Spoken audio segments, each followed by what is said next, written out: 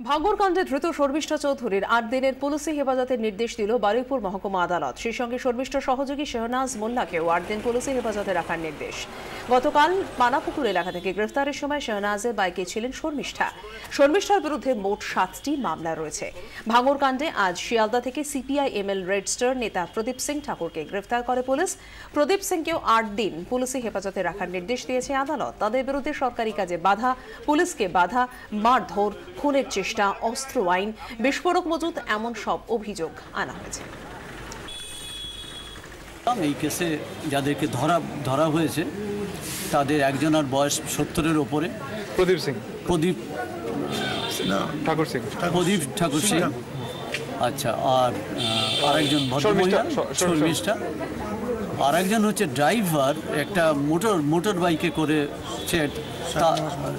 শাহনাজ মোল্লা, তার একটা motor bike. আমি জানি না তার কোনো ইমপ্লিকেশন আমি এফআইআরে পাইনি, বরঞ্চ এর আগের দিনের কেস আমরা দেখেছিলাম ওদের গায়ে কতগুলো ইনজুরি ছিল, পিসি পিরিয়ডে তাদেরকে মারা হয়েছে।